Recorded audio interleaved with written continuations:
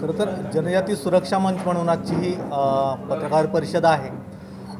विषय आहे जनजाती सुरक्षा मंचाचा की आदिवासी समाजातले जे काही समूह वा व्यक्ती आदिवासी समाजाच्या रूढी, प्रथा, परंपरा, देवकार्य किंवा रीतिरिवाज यांचं कुठलंही पालन करत नाही आहेत आणि तरीही आदिवासींचं आरक्षण घेत आहेत, आदिवासींच्या योजनांचा फायदा घेत आहेत आणि खऱ्या आदिवासींवरती अन्याय करतात. तर या मागणीसाठी आपण आत्ताची पत्रकार परिषद आयोजित केलेली आहे की यासाठी आपण 26 नोव्हेंबरला एक महारॅलीचं आयोजन मुंबईमध्ये केलेलं आहे आणि त्याच्यामध्ये आपण सरकारपर्यंत ही मागणी आपली नेणार आहोत की ज्यांनी आदिवासींच्या प्रथा, परंपरा, रूढी सोडल्या, परधर्मामध्ये गेलेले आहेत, त्यांना आदिवासींचं आरक्षण, त्यांना आदिवासींचे फायदे, त्यांच्या सवलती त्यांना मिळू नयेत अशा पद्धतीची मागणी करण्यासाठी आपण 26 नोव्हेंबरला एक महारॅलीचं आयोजन, महामेळाव्याचं आयोजन इथं केलेलं आहे. त्यानिमित्ताने आजची ही पत्रकार परिषद आपण आयोजित केली होती. किती लोक या रॅलीमध्ये येणार आहेत? साधारण आपण 25,000 लोक या रॅलीमध्ये असतील असा एक अंदाज सध्या तरी आहे. ही संख्या वाढूही शकते, पण एकूणच हा सगळा अंदाज घेता किमान 25,000 आदिवासी लोक किंवा समाज या रॅलीमध्ये उपस्थित राहील. स्वरूप कसं असणार आहे या रॅलीचं? कशा प्रकारचं? खरं तर आपल्या आदिवासी समाज हा त्याची वेगळी स्वतःची लोककला, लोकप्रथा, त्याची स्वतःची वेगळी संस्कृती, हे जे आहे ही वेगवेगळी संस्कृती लोकनृत्याच्या माध्यमातून, लोककलेच्या माध्यमातून ते आपण ती दाखवणार आहोत इथे. आणि ही शोभायात्रा प्रामुख्याने निघणार आहे. शिवाजी पार्क येथून ती शोभायात्रा सगळी निघेल आणि वरळीच्या जांभोरीमध्ये हुतात्मा नाग्या कातकरी मैदान जे आहे तिथे ह्या रॅलीचं महासभेमध्ये रूपांतर होईल. साधारणपणे 1-1.5 किलोमीटरचा हा सगळा प्रवास आहे. रॅली कोण करणार आहे आणि काय प्रमुख विषय असेल तिथे त्या लोकांना आपण मार्गदर्शन करणार आहोत? मुळातच आत्ता मी सांगितलं, मागणी जी आहे की जे धर्मांतरित झालेले आहेत किंवा आदिवासींच्या रूढी, प्रथा, परंपरा किंवा संस्कृतीचं पालन करत नाही आहेत, अशांना आदिवासींच्या कॅटेगरीतनं बाहेर काढावं अशी मागणी आपण सन्माननीय राष्ट्रपती महोदय किंवा पंतप्रधान यांना करणार आहोत.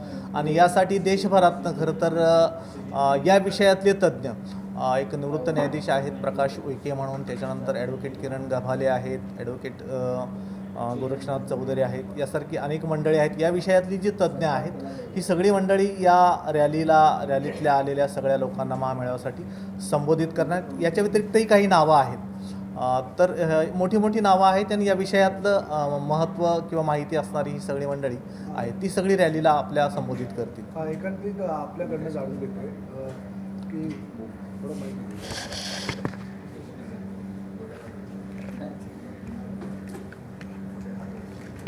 ह्याबद्दल समिती गठन झाली आहे का? याबद्दल शहानिशा करण्यासाठी जे धर्मांतर झालेले आहेत अशा लोकांची शहानिशा करण्यासाठी काही समिती गठन करण्यात आली आहे का? काही असे त्याच्यावरती काम सुरू आहे का सध्या? काय तुमचे काय अभ्यास दौरे असेल? ये विषय जो था वो मराठी हा विषय प्रामुख्याने 1950 पासून सुरू झाला. त्याला चर्चा लोकसभा संसदेमध्ये आणि अशा पद्धतीने सुरू झालेली होती. त्यानंतर 1967मध्ये काँग्रेसचे खासदार असलेले कार्तिक उरांव यांनी पुन्हा एकदा या विषयाला संपूर्णपणे विषय उचलला आणि त्यांनी एक पुस्तकही लिहिलं, 20 वर्षाची काळी रात्र. म्हणजे स्वातंत्र्य मिळाल्यानंतरसुद्धा अजूनही जनजाती समाजाला, आदिवासी समाजाला, वनवासी समाजाला कुठल्याही प्रकारची सुविधा मिळत नाही किंवा अशा पद्धतीने त्यांना लुबाडलं जातं आहे, फसवलं जातं आहे. आणि त्यामुळे या पद्धतीचा जो काही धर्मांतरित होणार आहे, म्हणजे 341 आर्टिकल जे SCच्या संदर्भामध्ये त्याची डेफिनेशन होताना जो धर्मांतरित SCमधनं होईल त्याला आरक्षण मिळणार नाही. त्याचप्रमाणे STची डेफिनेशन म्हणजे जनजाती समाजाची डेफिनेशन करताना प्रामुख्याने 5 बिंदू करण्यात आलेले होते. त्यांच्या वेगवेगळ्या परंपरा आहेत, भौगोलिक दुरी आहे, शायनेस आहे, त्यानंतर त्यांच्या लोककला परंपरा आहेत, असं एक नियोगी कमिटीने जाहीर केलेलं होतं. आणि हा जो कोणी मानणार नाही 5 मानकं तो त्याचं आरक्षण संपलं पाहिजे अशा पद्धतीचं आहे. त्यामुळे 67 ते 70 3 वर्षात संघर्ष झाला. लोकसभेची सर्व प्रक्रिया पूर्ण झाली. 348 खासदारांनी याच्या विरोधात समर्थनार्थ सह्या केला आणि त्यावेळेला लोकसभेमध्ये पारित होता हा कायदा राहून गेलेला आहे. त्यामुळे आत्ताची जी मागणी आम्ही करतो जनजाती सुरक्षा मंच, ही संविधानिक मागणी आहे, ही न्यायिक मागणी आहे, ही सामाजिक मागणी आहे.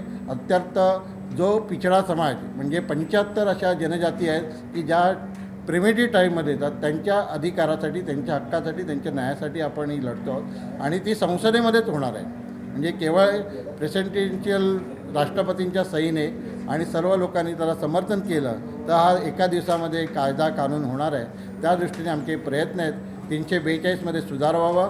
जो आरक्षित झालेला आहे तो अन्य धर्मात गेला त्याबद्दल आम्हाला जनजाती सुरक्षा मंच म्हणून कोणताही खेद नाही आहे. परंतु त्यांनी दुसऱ्या धर्मात जाऊन आमच्या आरक्षण, जनजाती समाजासाठी असलेल्या आरक्षणाच्या सुविधा घेता कामा नये याची स्पष्ट मागणी अशा वेगवेगळ्या माध्यमातून. मग आपल्या मनामध्ये प्रश्न असेल की हे ज्वाला डिलिस्टिंग का?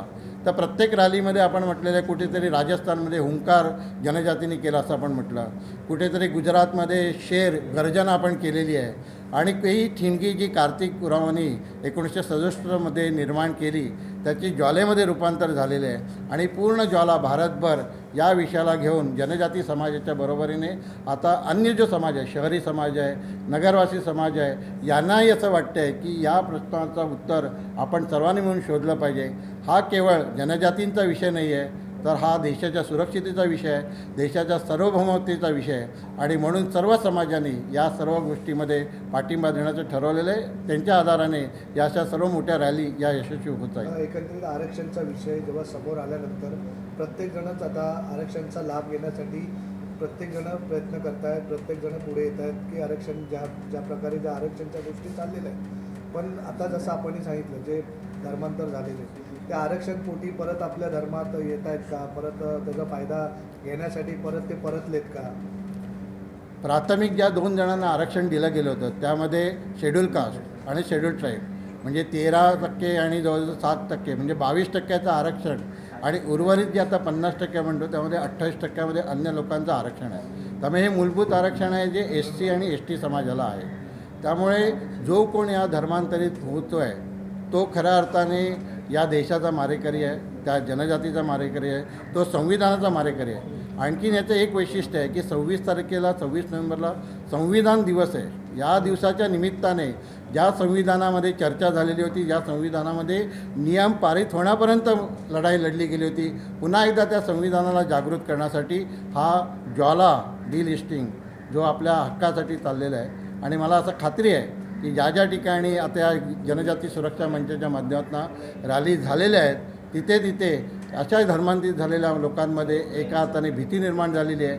लोक पुन्हा एकदा आपल्या घरी वापसीला तयार झालेले आहेत आणि तो समाज जो आहे म्हणजे जनजाती समाजाचं हृदय इतकं मोठं आहे की जो गेलेला जो आपला भाऊ आहे तो आपलाच भाऊ आहे आणि तो जो परत येणार आहे तर त्याचंही स्वागत करण्यासाठी आता लोक तयार आहेत आणि अशा पद्धतीचं एक सकारात्मक वातावरण पूर्ण देशभरामध्ये आपल्याला पाहायला मिळतं. मराठा समाज OBC मध्ये आरक्षणाची मागणी करत आहे. या संदर्भात जनजागृती सुरक्षा मंचाचं नेमकं मत काय आहे, काय सांगाल त्याविषयी? काय नाही, जनजाती सुरक्षा मंचाची फक्त एकच मागणी आहे, डिलिस्टिंग आणि तेही केवळ जनजाती जो 312 सूचीच्या अंतर्गत किंवा मी म्हटलं की 5 अंतरच्या डिफिनेशनमध्ये जो निश्चित आहे ज्याची 713मध्ये जनगणना आहे त्यांचाच विषय घेऊन आम्ही लढतो आहेत. अन्य समाजाचे जे संघटना आहे, अन्य समाजाचे ज्या आहेत त्यांच्या मागण्या योग्य असतील त्या समाजाने जे नेतृत्व करणे करावं. आता आमचा मुद्दा केवळ 342मध्ये सुधार, आरक्षित झालेल्या धर्मांतरित झालेल्या लोकांचं आरक्षण समाप्त करणं आणि 342मध्ये कायदा करणं इतकंच आमचा फोकस आहे आणि त्याच दृष्टीने आमचे सारे प्रयत्न चाललेले आहेत. आपण काय सांगाल थोडक्यात एकत्र जागृती सुरक्षा मंचच्या माध्यमातून कशा प्रकारे जे अशी लोक आरक्षण घेत आहेत आणि धर्मांतर झाल्यानंतर त्याचा फायदा घेतात तर तशा लोकांचा उजागर आपण कसा करणार? एकतर 342 जे कलम आहे या कलमामध्ये सुधारणा व्हावी आणि जसं 341 कलमामध्ये जे SC समाजासाठी कलम आहे आणि त्याच्यामध्ये स्पष्ट लिहिलेलं आहे की SC समाजाचा एखादा व्यक्ती आपला धर्म सोडून तो परधर्मामध्ये जात असेल तर त्याचे आरक्षण रद्द व्हावं. हेच 342 कलमामध्ये तशी काही तरतूद केलेली नाही. त्यामुळे त्याच्यामध्ये ती सुधारणा व्हावीत. याचं आपण जर बघितलं तर 2011च्या जनगणनेमध्ये 12 करोड जनजाती समाजापैकी 80 लाख जो जनजाती समाज आहे हा धर्मांतरित झालेला आहे. एक आपल्याला गुगलला सुद्धा भेटेल एक बजाजचा एक रिपोर्ट आहे ज्याच्यामध्ये 106 जे IAS ऑफिसर आहेत पैकी 96 IAS ऑफिसर हे धर्मांतरित झालेले आहेत. तर असं जे काही मोठं एक धर्मांतरणाचं जे षडयंत्र चालतं ते कुठेतरी बंद व्हावं.